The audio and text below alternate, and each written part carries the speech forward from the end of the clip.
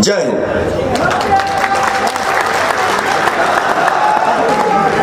सारा देश बोल दिया, सारा देश भाई भाई, सारा देश भाई भाई। अगर हमारे एक आदमी को भी आंच आएगी, चाहे वो किसी भी बॉर्डर पे हो, चाहे वो किसी भी बॉर्डर पे हो, अगर एक आदमी को भी आंच आएगी, उसके पीछे हमारा सारा देश खड़ा है।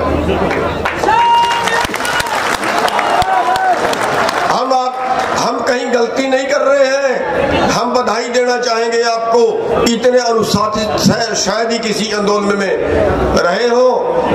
हमारे भाई लाखों लोग थे 26 जनवरी को दिल्ली के अंदर, लाखों नौजवान थे दिल्ली के अंदर, लेकिन एक पत्ता नहीं तोड़ा किसी ने किसी का, एक पत्ता नहीं तोड़ा किसी ने। एक रेडी वाले की मूंगफली भी उठाई हो तो बता दीजिए।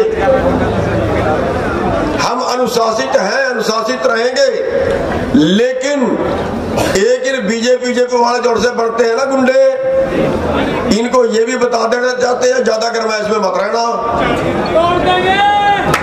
ज्यादा गर्मैश में मत रहना। कल ये 400 लोग परसों वहां पे लेके आए थे, कल 200-300 लोग यहाँ पे लेके आए थे।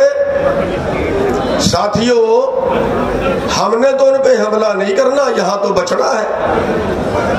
ये तो है बीजेपी की चाल कि हम उस किसी तरह से एग्रेसिव हो जाएं, तनाव बढ़ जाए, 2-4 मर जाए, आंदोलन टूट जाए।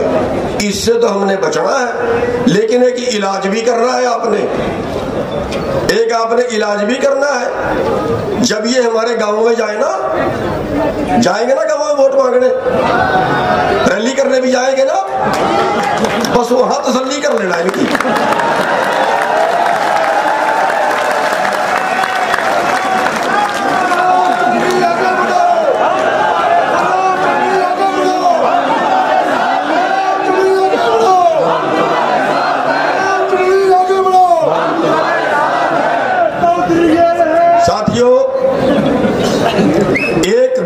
हमारे में होनी चाहिए, एक गुणवत्ता हमारे में होनी चाहिए कि हम पहले हमला नहीं करते, पहले हमला नहीं करते, लेकिन बाद में जवाब देना है, पर कंप्लीट देना, फिर अनकंप्लीट नहीं देना।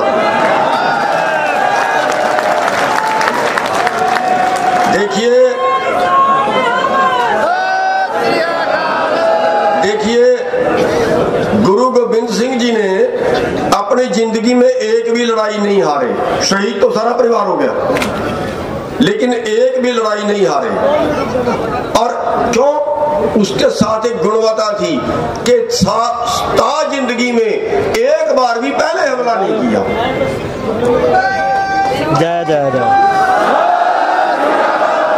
इसलिए हम पहले हमला किसी पर नहीं करेंगे, बर्दाश्त करेंगे। लड़ाई तब का सौदा होता है जब आदमी के सिर से पानी गुजर जाए। लड़ाई पहला पड़ाव नहीं होता, थोड़ा सा हल्ला हुआ और हम डंडे लेके चल पड़े, ऐसा नहीं। जब लड़ेंगे फिर कह के लड़ेंगे, आ जाओ भाई उधर आप अपनी तैयारी कर लो, इधर हम अपनी तैयारी कर लेते हैं, फिर ये कह के लड़ेंगे। हमारे जो नौजवान है, मेरी बेनती है कि वो संयम जरूर बरते। कल भी मैं यहाँ पे आया था, काफी लोगों को मोड़ के ले गया था, आज फिर काफी लोग भाग रहे थे। तो हमने बेनती ये करनी है कि हमने संयम में रहना, यहाँ पे संयम में रहना। बीजेपी दंगा करवाना चाह रही है और हम मीडिया के माध्यम से, दूसरे माध्यम से ये चेतावनी भी देना चाहते हैं कि इनको पुलिस पे विश्वास नहीं, पुलिस किस लिए भर्ती की हुई है। अगर हम कुछ गलत कर रहे हैं, अगर हमें उठवाना है, अगर हमें हमारे पे जोर जबरदस्ती करनी है, बहुत पुलिस है ना इनके पास, पुलिस को भेजे, जो कार्रवाई करवाना चाहते हैं करवाए, जो वो गोलियां मारना चाहते हैं मारे। आपने एक तो बात, इस बात का ध्यान रखना है, अगर रात बरात कोई फोर्स, कोई पुलिस, कोई तंग करती है, कुछ भी करते हैं, वो किसी तरह जोर जबरदस्ती करती है, हमने उनको कुछ नहीं कहना, लेकिन यहाँ से जाना नहीं, पड़े तो वो मारते हैं तो मार दें। भाई किसको पता है कौन 100 साल जिएगा, किसी को पता है कल तक की जिंदगी का? कोई एक आदमी हाथ उठा के बता दे जिसको अगली जिंदगी का पता है। नहीं पता ना। हमारे 150 भाई शहीद हो गए हैं, हमने बचा लिया क्या उनको? नहीं बचा पाए ना। कईयों का एक बेटा था, वही जाते जाते एक्सीडेंट हो गया, हम बचा नहीं पाए ना। जिंदगी और मौत ये उस मालिक के हाथ में है।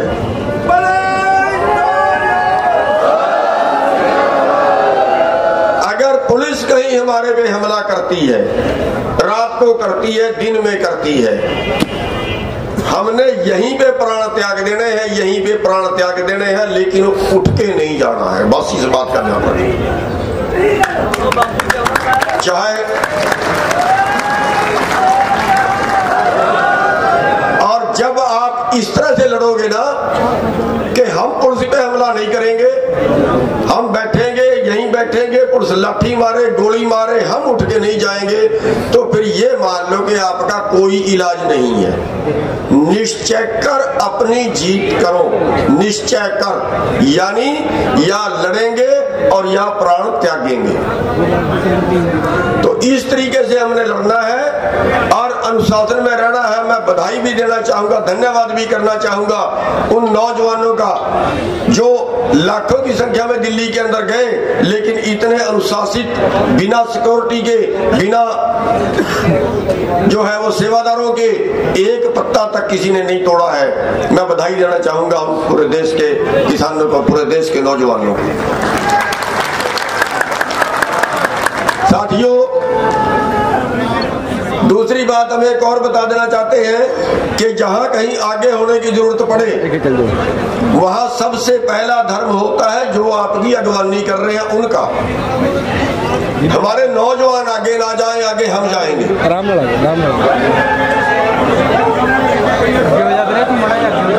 जो अगवानी करता है उसको क्या बोलते हैं? उसको बोलते हैं सरदार। किसी कौम का, किसी कबीले का, किसी संगठन का जो अगवानी करता है, गुरु गोविंद सिंह जी ने तो फ्री में सरदारी दे दी, वैसे जो अगवानी करता है उसको बोलते हैं सरदार। और सरदारी कौन कर सकता है? जो सिर दे सकता है। अगवानी वो कर सकता है जो सिर दे सकता है। जो सिर नहीं दे सकता वो अगवानी नहीं कर सकता, वो सरदारी नहीं कर सकता। गुरु गोविंद सिंह जी ने 5 कौम के सरदार चुने थे। उन्होंने ना जाति देखी, ना धर्म देखा, ना उम्र देखी। क्या देखा? कि सिर कौन दे सकता है। जो सिर दे सकता है वो अगवानी कर सकता है। और हम बेनती ये करेंगे कि हमारे 100 संगठन है। अरे भाई 100 संगठन पर अंगूठा लगाने के लिए थोड़ा ही, मोहर लगाने के थोड़ा ही है। जहां जरूरत पड़ेगी वहां कुर्बानी भी आपके अगवा देंगे। वहां कुर्बानी पहले वो देंगे, फिर आप तक आएगी। हमें जो हमारे बच्चे हैं वो जान से ज्यादा प्यारे हैं। उनकी सुरक्षा, उनकी बचत, उनको सेफ रखना भी हमारा धर्म है। तो बस हम यही बेनती करेंगे कि आप थोड़ी शांति बनाए रखें हर जगह पे। जहां जरूरत पड़ेगी वहां पहले आपके अगवानी लोग जाएंगे, पहले जो होगा उनके साथ होगा, उसके बाद आप लोग आओगे।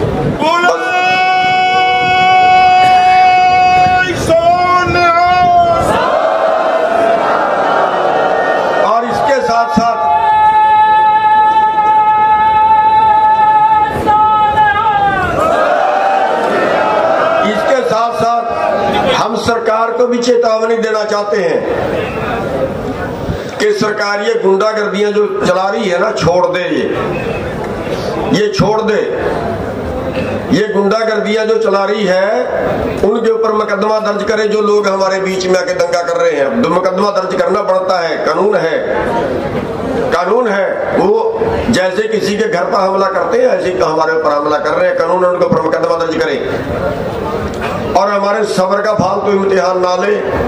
2.25 महीने हो गए बैठों को, हम शांति से बैठे हैं। हमारे सब्र का इम्तिहान ना ले, मान जाए शराफत से, वरना कभी ऐसा वक्त आए कि हमें उंगल टेढ़ी करनी पड़े और मुसीबत आ जाए सरकार के नाम की, वो भी टाइम आ जाए।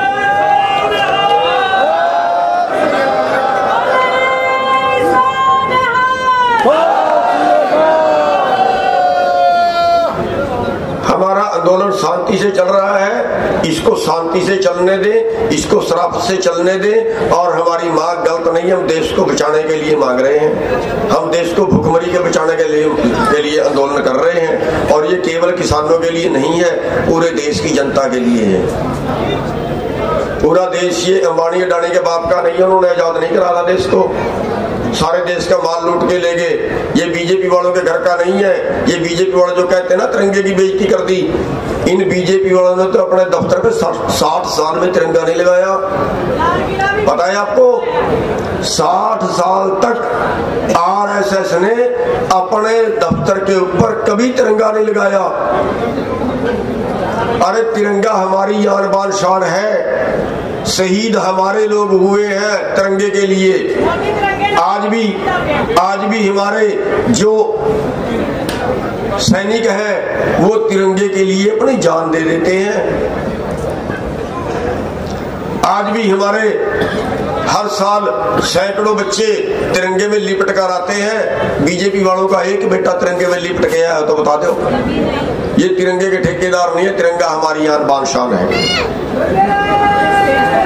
तो साथियों, मैं ज्यादा कुछ ना कहता हूँ, एक मीटिंग है, थोड़ी सी जाना है। तो आप लोग, खास तौर पे मैं हरियाणा वालों को तो बहुत बधाई देना चाहूंगा कि जो इतनी संख्या में एकदम से एक मैसेज के ऊपर, क्योंकि हरियाणा नजदीक है, पंजाब थोड़ा सा और दूर है, हरियाणा वाले भाइयों की आगे भी हमें जरूरत पड़ेगी।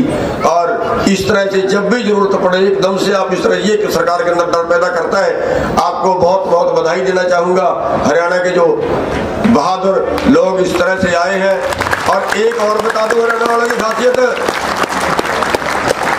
हरियाणा वालों की खासियत एक और बता दूं, ये जागते बड़ी मुश्किल से है, लेकिन जब ये जाग जाते हैं ना, फिर ये सोते उससे भी ज्यादा मुश्किल से है।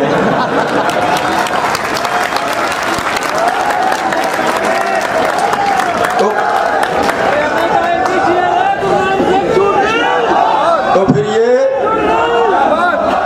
ये आसानी से पीछे नहीं हटते। और दिल्ली एक और सोच ले, दिल्ली के 3 तरफ हरियाणा है, 3 तरफ हरियाणा, चौथे तरफ यूपी है, कम यूपी वाले भी नहीं है। तो अगर घेर ली ना चौगिरदे से, फिर सांस बंद कर देंगे दिल्ली के। तो मैं सभी को बहुत बहुत बधाई देना चाहूंगा और नारे लगवाना चाहूंगा। मैं कहूंगा लड़ेंगे, आपने कहना है जीतेंगे। लड़ेंगे, जोर से यार, इधर से तो आवाज नहीं आई। इधर वाला के भी हाथ आधे उठे, आधे नहीं उठे। मुट्ठी बंद करके, मुट्ठी बंद बताऊं क्यों करते हैं?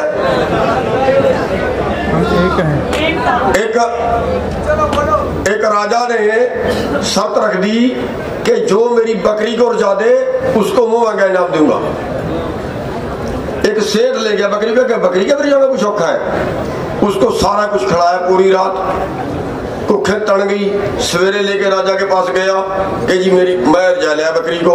राजा ने उसके आगे घास किया, बकरी ने मुंह मारा। बकरी की आदत होती है, तड़ती नहीं, तो चला दो फांसी इसको, चलो कर दिया किनारे, क्योंकि ऐसे तो मेरे बहुत आ जाएंगे। मारा गया बेचारा लाला जी।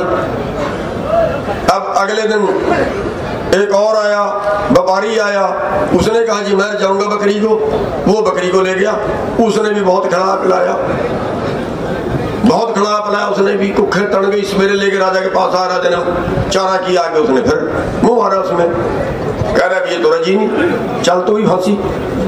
अब एक किसान था बेचारा, वो मेरे जैसा था कि घर में तो पहले ही कुछ नहीं बचा।